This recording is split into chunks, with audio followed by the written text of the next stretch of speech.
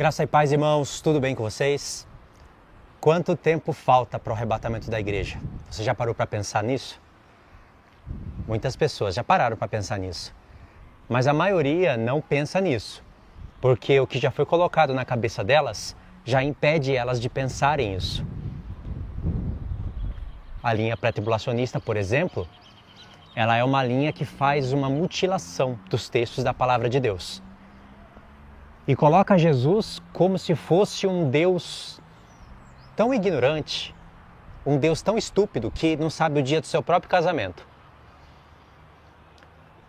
Vocês sabem, né? Como eu já tenho falado muitas vezes no canal, a linha pré-tribulacionista é um câncer e as pessoas precisam se curar dessa linha.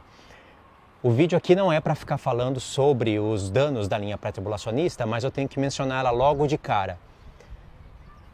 Porque o povo faz uma conta muito inocente nas escrituras, que é que o que Jesus falou e que é muito mal interpretado. Jesus disse a respeito daquele dia e hora, ninguém sabe. Nem o Pai, nem o Filho, nem os anjos, nem o Filho, senão o Pai. E aquele dia e hora são duas palavras-chave que você tem que somar com Mateus 24 e 25. Quando você soma essas expressões dia e hora, você vai perceber, entender sem dúvida que a igreja estará dentro da grande tribulação.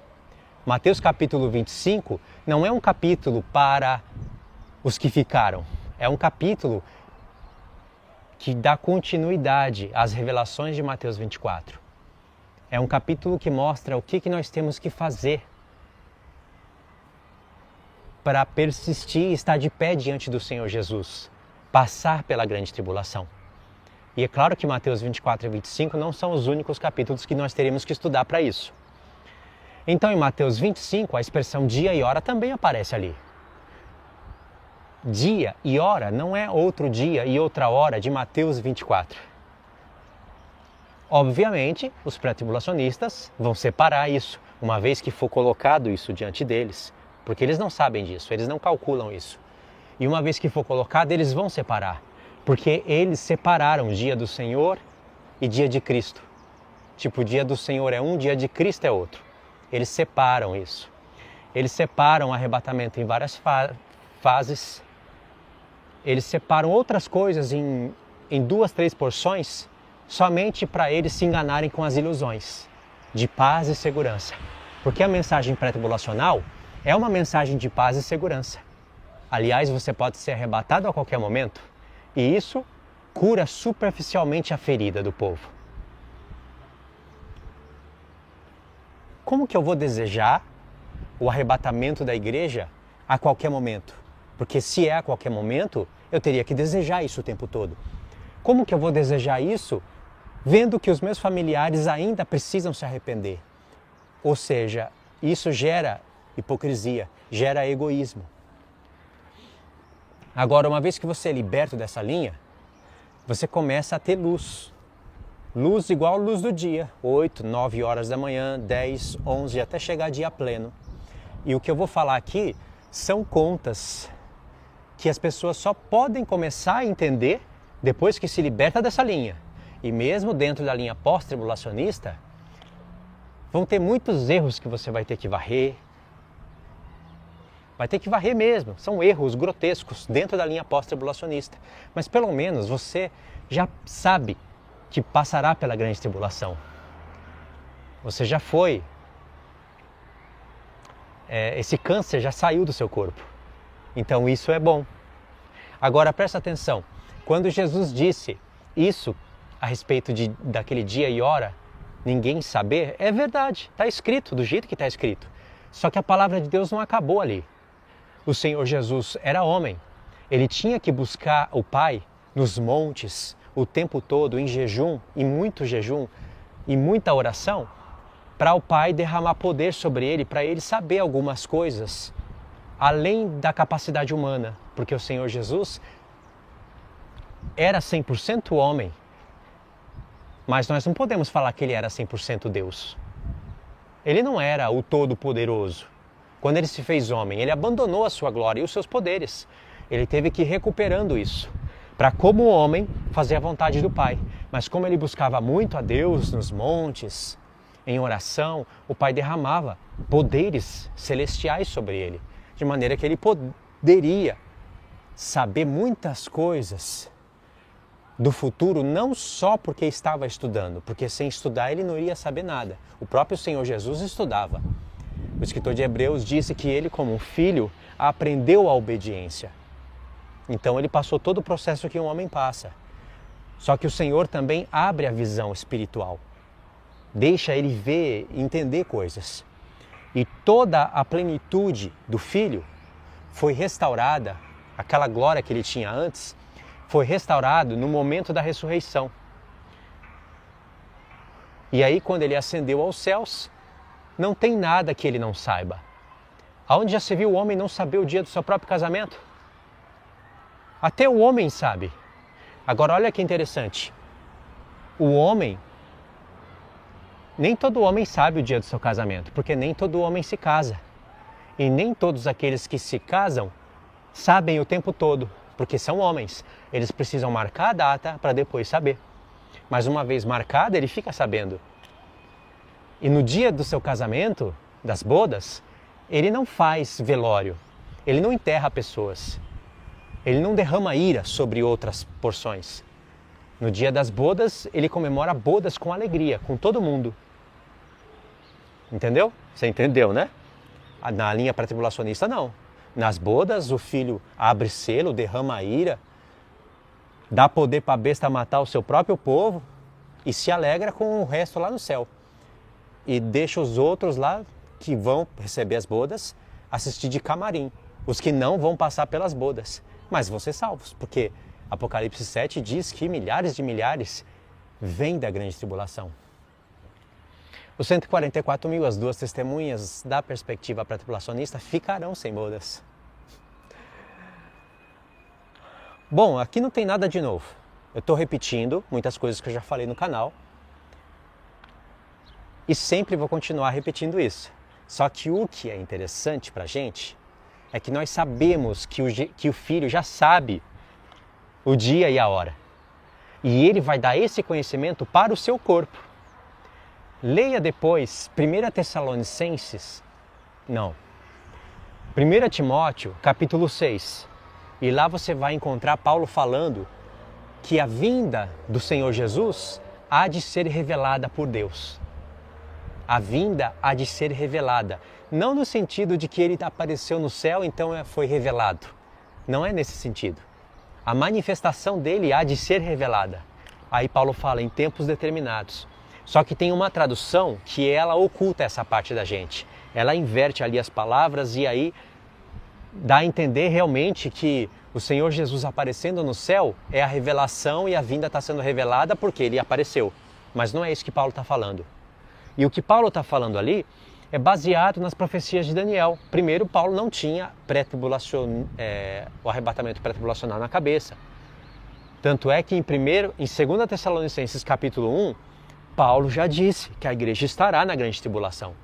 Está lá escrito, não está escrito grande tribulação, mas você está vendo que ele está falando do povo da besta, do tempo final.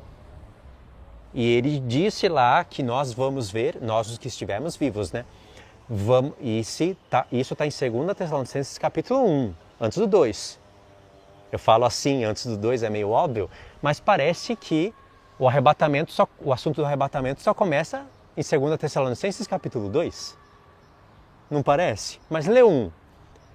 Paulo está falando que a igreja vai ver com seus olhos Jesus se manifestando do céu, com anjos, com poder, com labaredas, com chama de fogo, inclusive são textos que estão em Isaías.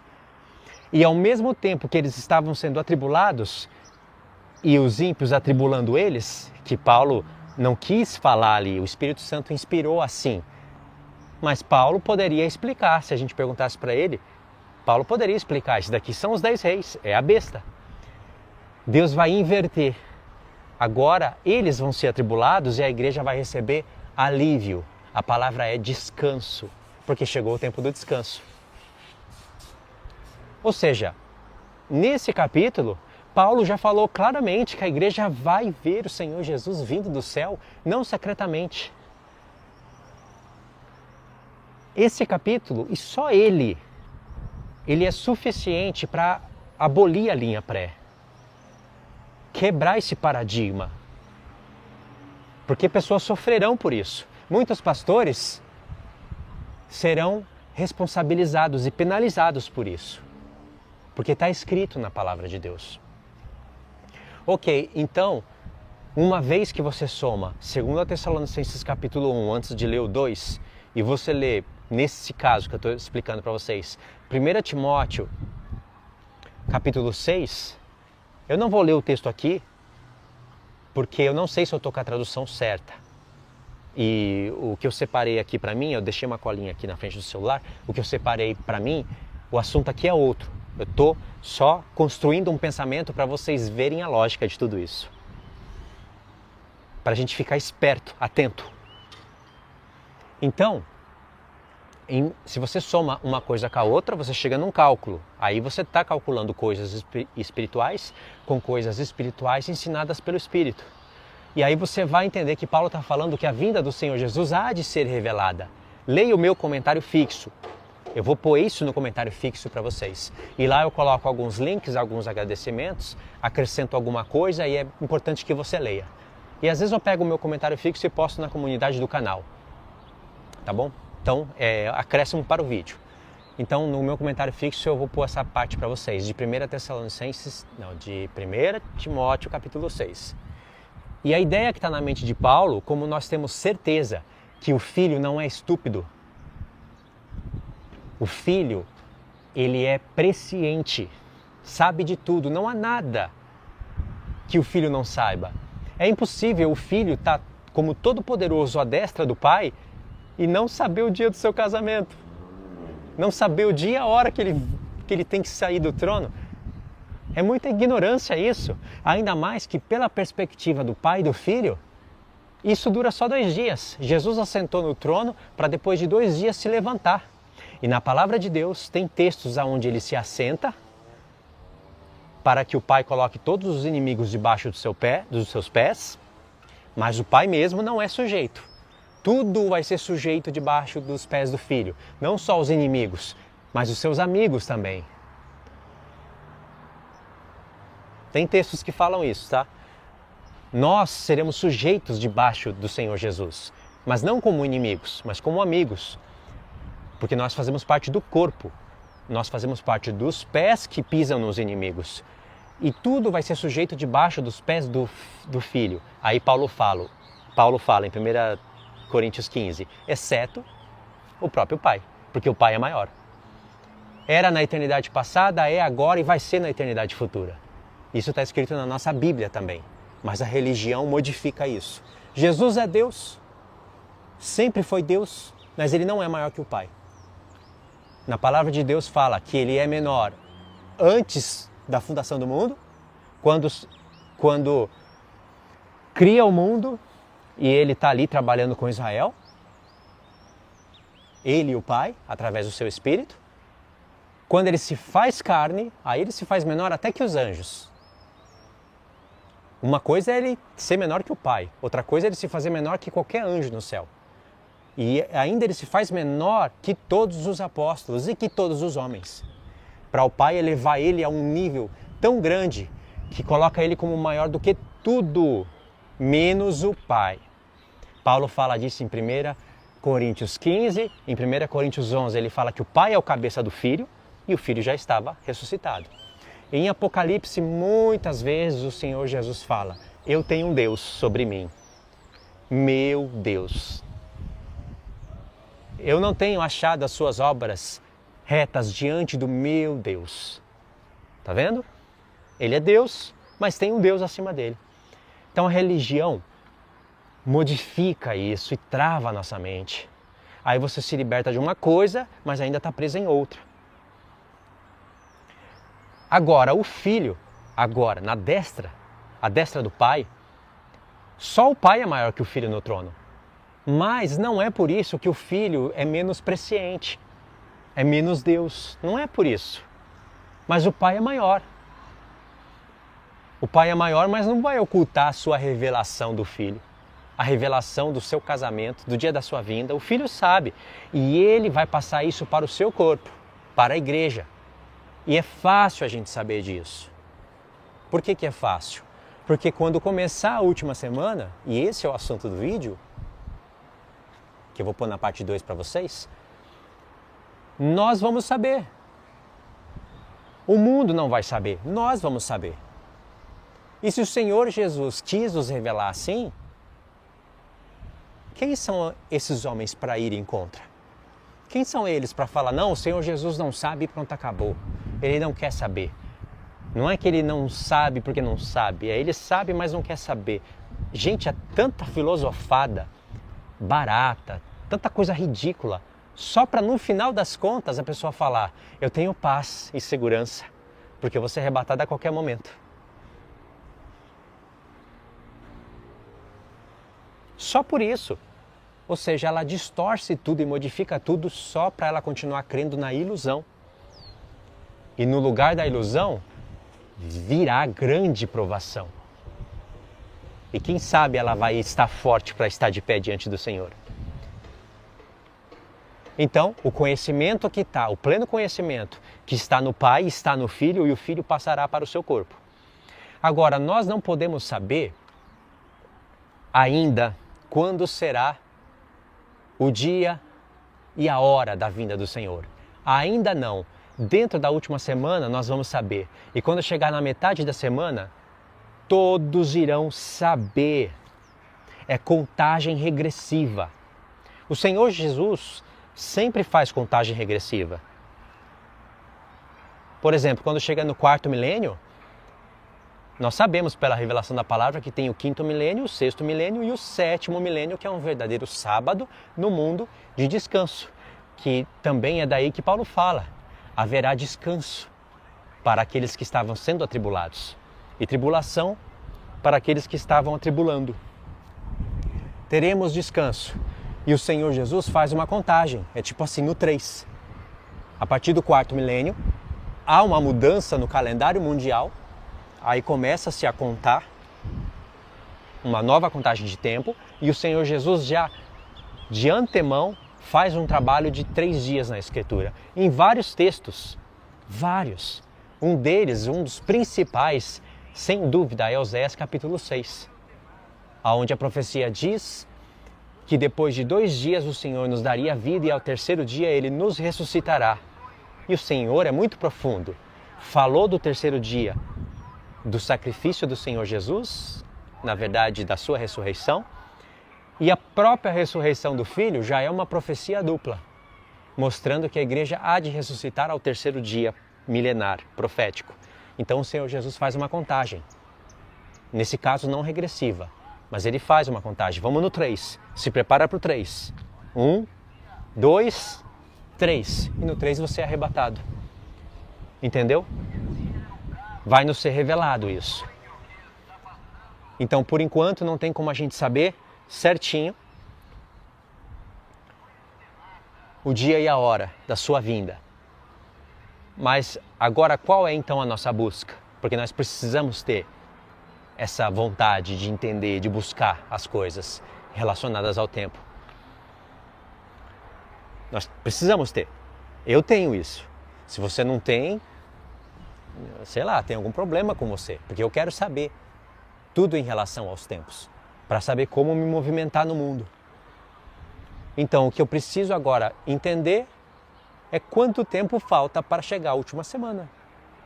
Sabendo quanto tempo falta para chegar a última semana, eu já me preparo melhor. Se você não tem noção dos tempos, você anda perdido no mundo. E tem como saber? Tem como saber. Não através de um número exato. Às vezes a pessoa quer saber número, né? Qual é o propósito disso? Falta 5 anos para começar a grande tribulação. Qual é o propósito disso? Se for só isso, não tem propósito. E eu acredito que tem pessoas que vão estar com um entendimento tão profundo, tão alinhado com os céus, que elas vão acertar. Elas não vão ficar chutando todo ano as coisas. Chutando arrebatamento todo ano. Tem gente que perdeu até a vergonha de fazer isso. Já vai chutando, já vai falando. Vai começar em 2018. Patéticos no YouTube já falavam isso. 2020. Agora vai para 2021. Não, grande tribulação vai começar em 2022.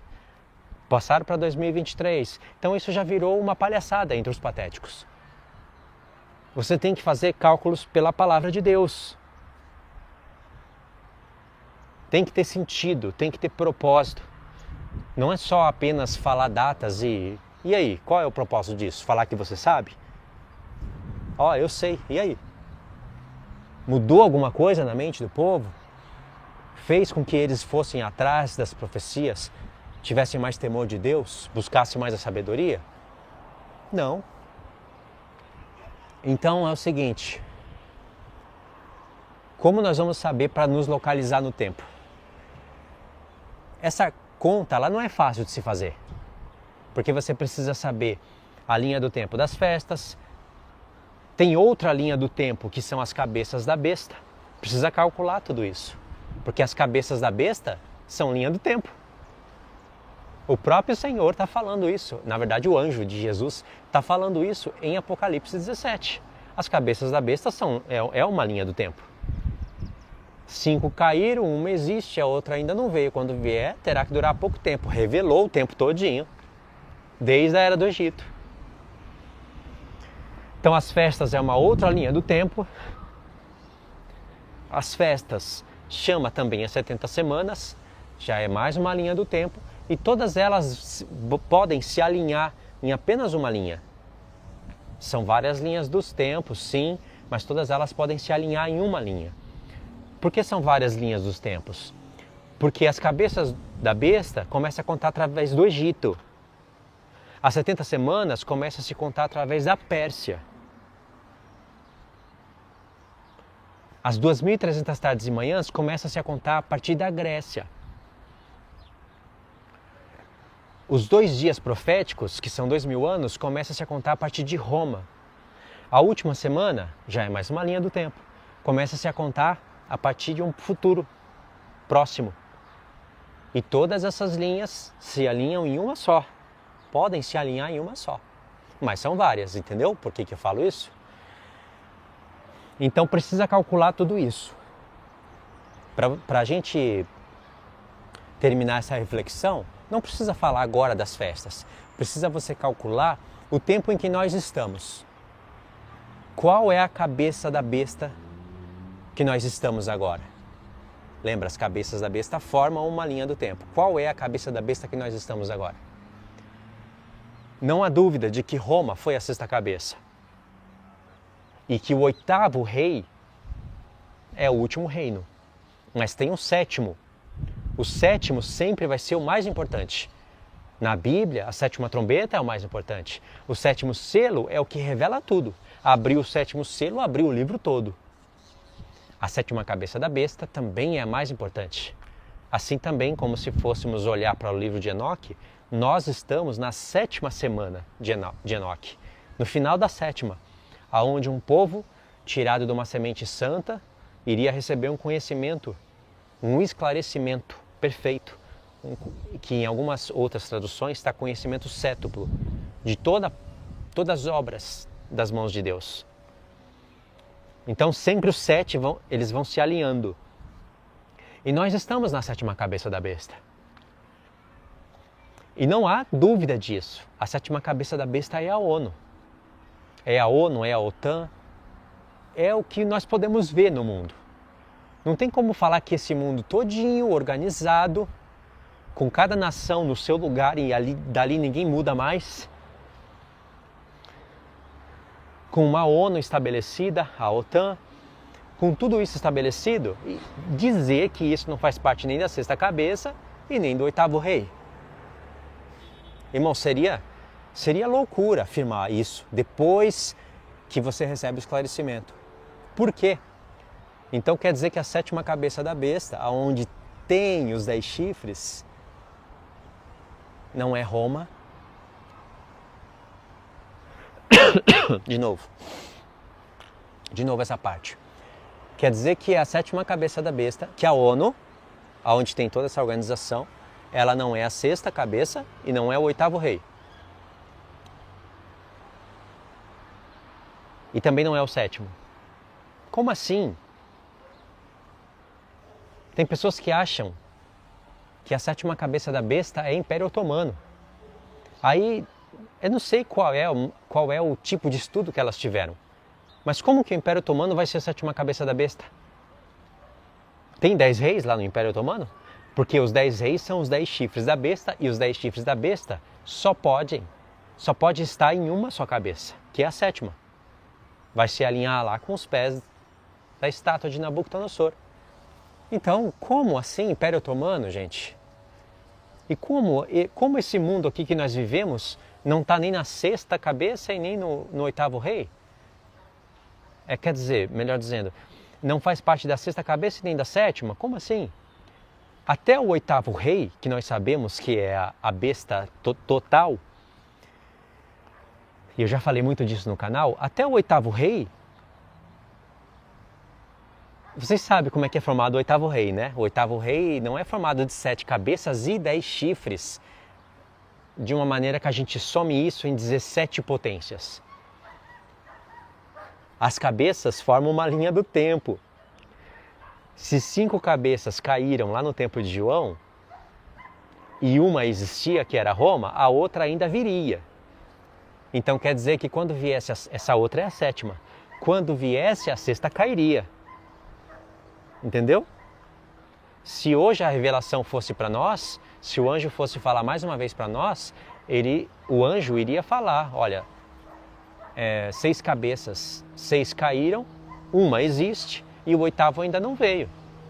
Mais um pouquinho adiante, o anjo mudaria a fala, né? Mais um pouquinho adiante o anjo iria falar, 7 cabeças caíram, agora é o oitavo rei, 3 anos e meio. Então as cabeças são linha do tempo. No tempo da sétima cabeça, 6 caíram. Então é uma cabeça que vai estar em vigor. E essa cabeça é a que contém os 10 chifres. Essa é a sétima cabeça. O tempo do oitavo rei, que é chamado de besta, olha que complicado isso que eu vou falar. E não tem como descomplicar agora através de textos. Mas vamos fazer um estudo assim. A sétima cabeça são 10 reis unidos, sem briga uns com os outros. Eles se unem, mas eles não ficam unidos. São países do Ocidente e do Oriente, se unem com um propósito, até que vai se levantar a besta. A palavra besta, no Apocalipse, ela é tanto usada para falar do sistema todo, ou seja, de 10 reis e de todo o sistema unido, besta, mas também é usado para falar de um homem que governa todo o sistema. Não tem como a gente falar que a besta é só para anticristo ou é só para aquele animal de 7 cabeças e 10 chifres, porque é a besta que se levantou do mar. Uma besta tem 7 cabeças, 10 chifres, semelhante a leopardo, com pés de urso e boca de leão. É chamado de besta, mas tem um governador para ela. Entendeu? A palavra no Apocalipse, você vai ver que ela está sendo aplicada para o anticristo, mas também para o governo todo. Então, a sétima cabeça tem os 10 chifres. Quando tiver para se levantar o oitavo rei, antes daquela contagem do tempo final, ele vai incitar uma briga no mundo. Ele vai fazer Turquia brigar com o Egito. E os países envolventes nisso, os seus aliados, vão entrar nisso. E aí ele vai, de pouco a pouco, assumir o lugar que está preparado para ele. Ele vai tomar conta desses 10 governos. Então um novo império, uma nova potência vai se levantar no mundo. Porque hoje é a ONU. Ela é a potência. Mas nós temos que entender coisas a respeito disso. Se é a ONU, cadê os 10 chifres? Aí você tem que entender como que funciona a ONU. Aí nós temos que pegar exemplos no Império Grego e no Império Romano, exemplos que eu encontrei na palavra, encontrei fuçando, para nós entendermos então de fato que a ONU é a sétima cabeça. Porque precisa desses exemplos para ficar claro para a gente.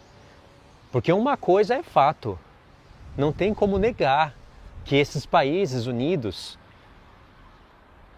Rússia, China, Estados Unidos, Reino Unido e França, as 5 potências da ONU que governam tudo, não tem como negar que isso já faz parte da sétima cabeça. Eles não vão mudar, eles já estão estabelecidos. O que falta é entrar mais 5. Então, quando essa sétima cabeça se formar, ela vai agir por um período de tempo curto, até que o anticristo apareça. E só por a gente pensar nisso, a gente sabe que grande tribulação não pode começar no que vem. A gente sabe que tem um tempo ainda pela frente. E esse tempo que Deus proporcionou é o tempo onde Ele vai dando esse tipo de conhecimento para os seus, para ensinar, para as pessoas terem acesso a tudo. Por isso que nós estamos usando a internet agora. É para esse propósito. A internet é uma arma de guerra. O inimigo usa, Deus também usa. É uma arma de guerra. Quem que criou as armas de guerra? Espada, capacete, escudo. Quem que criou isso? Não foram os anjos de Deus que ensinaram os homens a fazerem isso. Não foram profetas que ensinaram. Quem ensinou os homens a fazerem a espada, armas de guerra e aperfeiçoando isso e aperfeiçoando até chegar ao nosso tempo, né, que agora as armas de guerra são outras, são armas nucleares. Quem incitou isso no mundo foi o espírito do anticristo, foram os anjos caídos. Mas Deus não usa. Deus não deu todos esses artifícios para Israel usar? Como lei, eles tinham que usar, tinham que batalhar. Eles tinham que entender que a vitória não viria dessas coisas, mas eles teriam que usar. E Deus mesmo pega a espada, algo que aqui na terra foi criado com o propósito de matar, capacete, couraça, escudo, ele pega isso e usa para a palavra de Deus. Ele transforma uma coisa que foi criado para o mal em coisa boa, em armas espirituais. Daí que sai a armadura de Deus. Por que eu falei disso? Porque a internet também é uma arma. Embora ela foi criada com o propósito do mal e para o mal, porque para nós termos esse mundo moderno, e até mesmo para eu estar falando diante de um olho desse daqui, de uma câmera, e poderia até estar falando ao vivo, o mundo paga um preço, a natureza paga um preço e paga caro. E nós também pagamos um preço. Não somente preço de escravidão, mas o preço de ser agora monitorados. Mas Deus usa essas armas. Entendeu? São armas que Deus está usando. Então tá, o mundo todo conectado. A sétima cabeça da besta já está em vigor. Ela não precisa estar completa para ter iniciado. E esses são os exemplos que nós temos que buscar na Grécia e em Roma, ou seja, na quinta cabeça e na sexta, para você entender a sétima. E entendendo isso, você já faz uma expansão da sua mente. Você já faz uma abertura e começa a ver coisas com mais clareza. Aí você começa a detectar erros de várias doutrinas e você consegue até olhar para elas como seitas, como pessoas que caminham em passos largos para a apostasia. Elas não apostataram ainda, mas elas estão caminhando. E nesse processo, se você tiver essa luz, você consegue tocar uma trombeta por detrás delas e falar: ei, o caminho não é nem para a esquerda e nem para a direita. Às vezes elas vão ter que voltar. Aí você vai ter que falar: o caminho é esse. Elas estão indo para a ilusão. Elas estão ouvindo ilusões. Elas escolhem profetas, elas escolhem mestres para falarem para elas as ilusões. Isso está em Isaías 30. Eu usei muito esse texto esses dias e ainda tenho mais um estudo para falar com esse texto. Porque esse texto se amarra em vários outros, né? Esse texto de Isaías 30 se amarra com Jeremias, com Ezequiel. Então o povo está caminhando para a ilusão. Muitos ainda não apostataram, mas vai chegar um momento em que eles cruzarem a linha, eles caem numa areia movediça. E você sabe, né? Para você tirar uma pessoa da areia movediça é perigoso. Uma areia movediça, quanto mais a pessoa se move para sair, mais ela afunda. E a linha pré-tribulacionista é uma dessas areias movediças. Ou se você fosse olhar isso através de uma outra analogia, ela é uma arapuca. Ela é um labirinto. Porque ela trava a mente da pessoa em tudo. E aí as pessoas se enganam. Sabe por quê? Porque tem pessoas falando de Deus, da salvação, de Jesus, e só porque pessoas estão falando disso, acha que a linha se tiver errada, é apenas uma inocência humana, falta um pouquinho de conhecimento, quando não é. Podem ser ministros de Satanás transfigurados em ministros de Cristo. Não quer dizer que todos são, mas podem ser, podem se tornar. A linha de fato é doutrina de homem, e quando é coisa de homem, o final disso pode ser perdição, porque não é de Deus. Precisa ter inteligência para julgar essas coisas, né? Assim como eu fiz a comparação da gente usar a tecnologia, os olhos da câmera, que parecem olhos de homem, mas não são, isso são os olhos da besta na Terra. Nós usamos a tecnologia enquanto nós temos tempo para anunciar. Já que você ganha tempo agora na sua mente, expandiu, você usa então a tecnologia, mas ela não é coisa do bem. Não é aqui e nem será no milênio, porque no milênio não haverá tecnologia. Não essa daqui.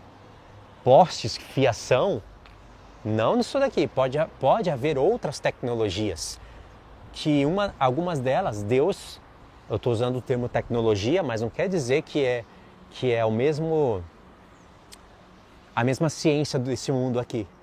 O termo tecnologia é só para falar de coisas avançadas. E o Senhor já mostra na palavra de Deus algumas tecnologias do milênio que são infinitamente superiores a essas.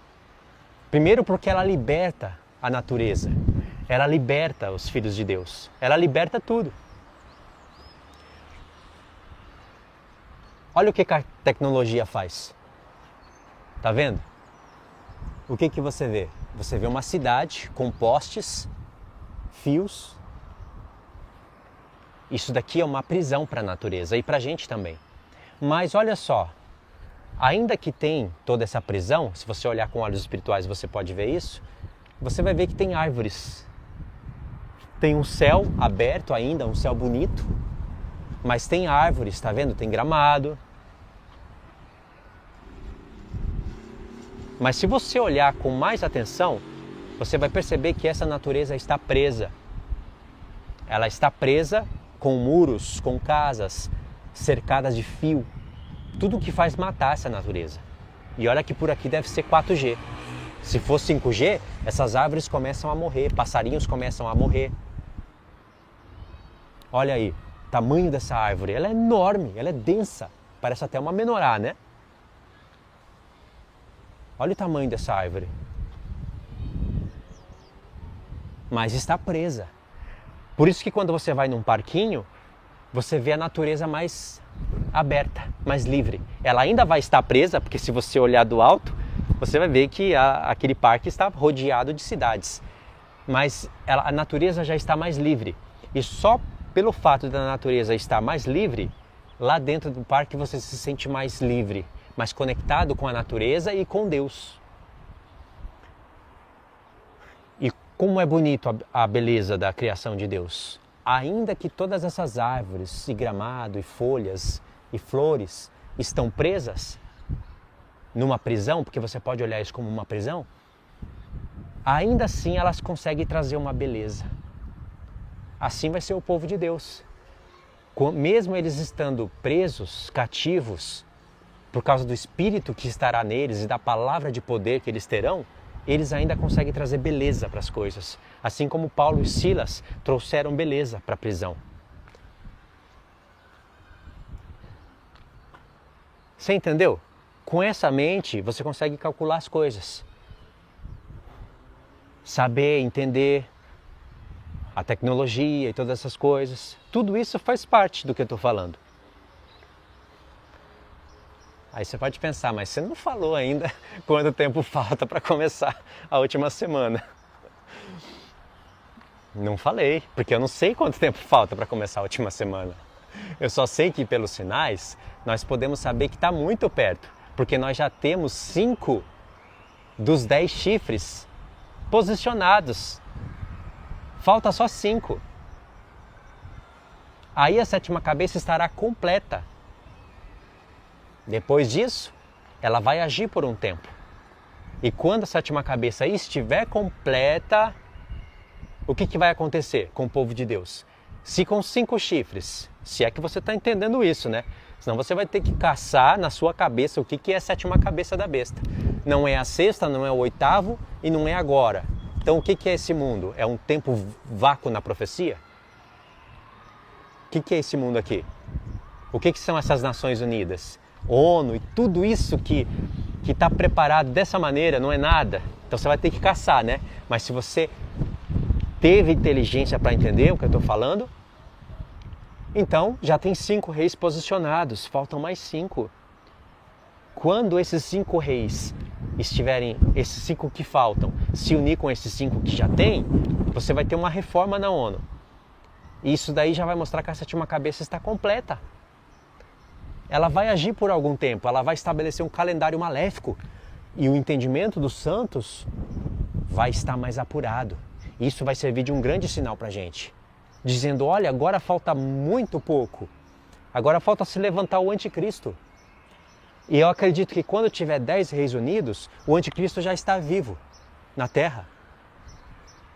Aí você vai buscar as características dele, porque agora, pode ser que ele esteja vivo agora, mas ele pode ser uma criança, pode ser um adolescente. Mas eu acredito que o anticristo, a besta, já está viva. Eu não acredito que ele ainda vai nascer. Porque se ele ainda for nascer, eu acredito que até chegar uma idade madura para ele reinar, tem mais 30 anos pela frente, 40, eu acho que é muito tempo. A própria tecnologia não permite o mundo já viver tanto tempo assim. E o mundo todo já estaria estragado de todas as maneiras.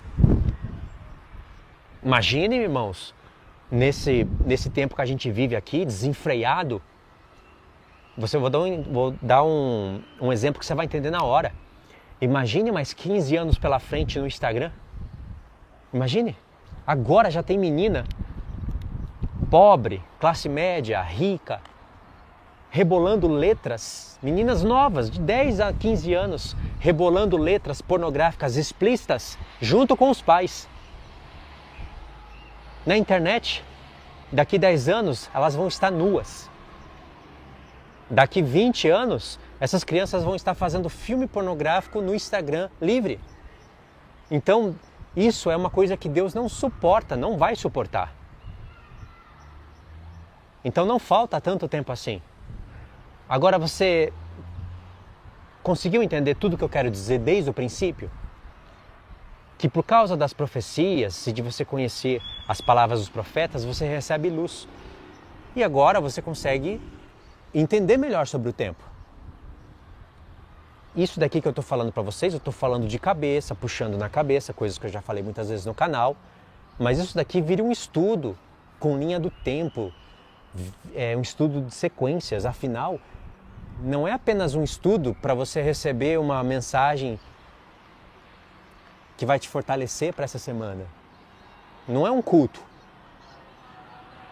Não, é um estudo que vai te deixar atento nos tempos. Aí você tem que arrumar propósito na vida para entender o porquê que você assiste um estudo assim. O que você vai fazer com essas informações? O que você vai fazer com tanta informação? Vai ter que tocar trombeta, né? Então tá, até aqui eu mostrei para vocês que tem como a gente saber quando vai começar a última semana. Ainda não com datas específicas. Mas dá pra gente ter uma estimativa. Dá pra ter. E aí, por essa estimativa, você já fica mais preparado.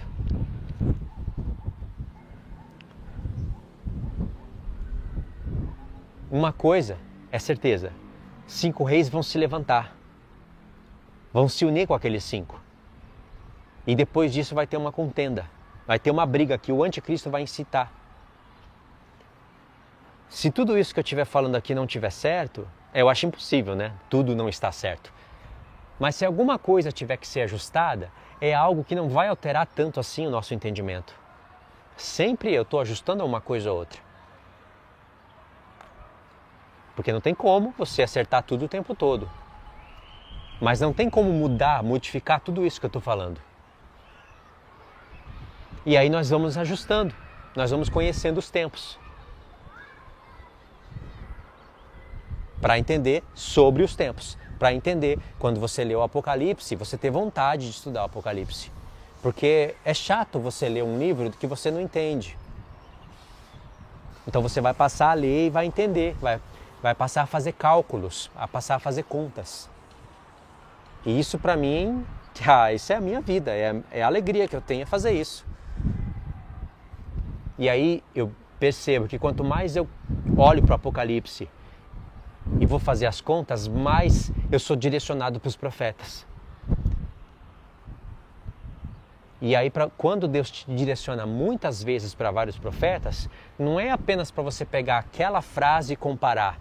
Porque Deus trabalha assim, né? Com frase. Não é para você falar que aquela frase está em Jeremias 51. Aí eu vou lá, olho ali Jeremias 51, leio só aquele contexto ali e olho lá e vou identificando. Não é só para isso, é para você ler o profeta mesmo.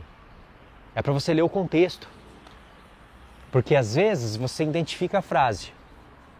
Por exemplo, a queda da Grande Babilônia te leva várias vezes para Jeremias 51. E para vários pontos, não só de Jeremias, mas de outros profetas.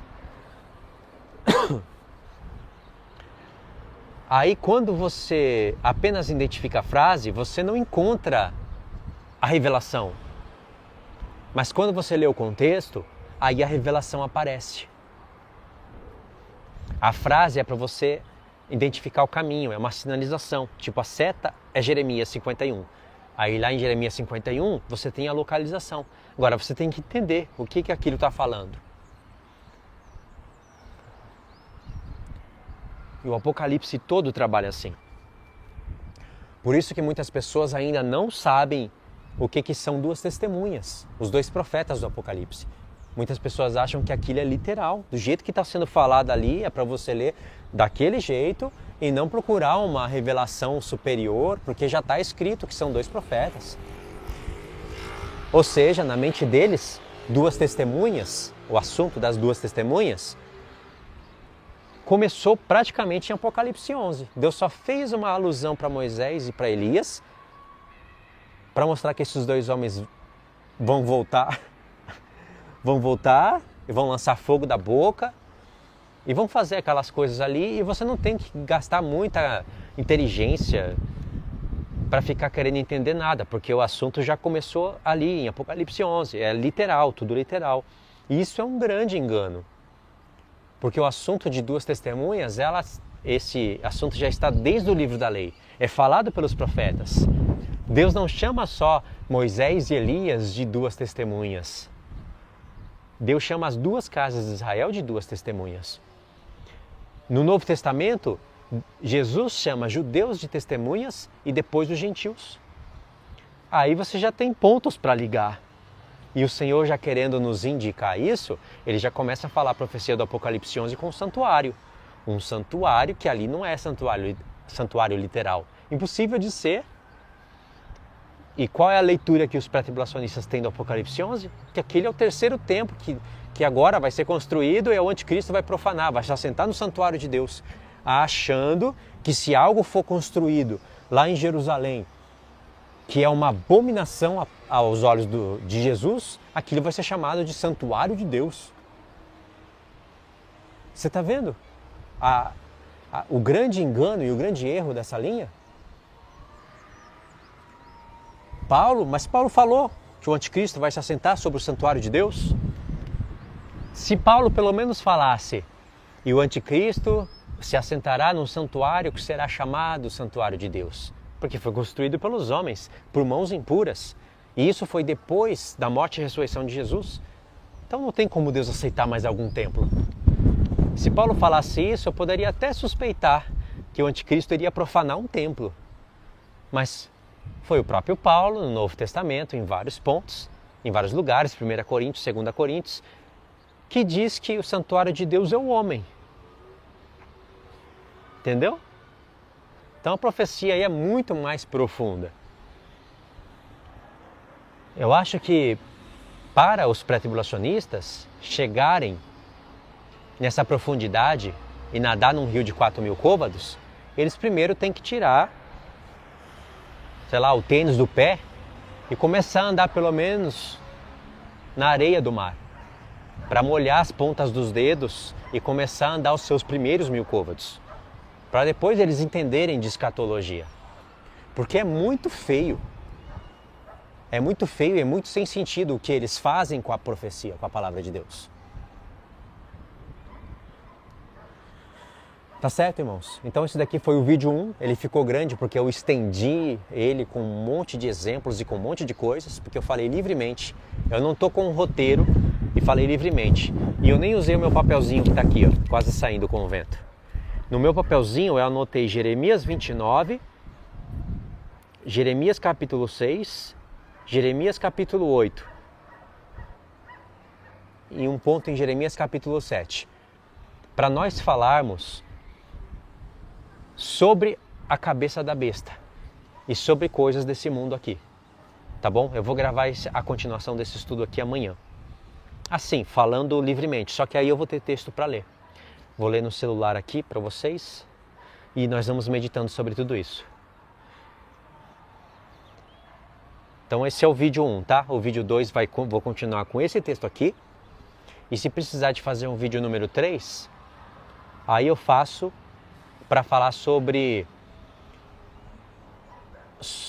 a sétima cabeça com mais clareza. Porque esse é um assunto muito complicado. Esse é um assunto onde chama muitos outros assuntos. Então tem que estar muito esperto para você não ficar indo para vários pontos. Entendeu? Então esse eu quis fazer assim, dessa maneira. Mas acredito que valeu a pena, né? Deu para compreender, né, os exemplos que eu dei. É bom para refletir. Tá? Então tá. Vou parar por aqui agora. Deixa os comentários. Me fala aí o que você conseguiu entender. O que ficou de dúvida, fala aqui também, eu pego as dúvidas e posso esclarecer já no próximo vídeo pensando nas dúvidas. Tá bom? Então tá, fiquem na paz então, irmãos. Deus abençoe.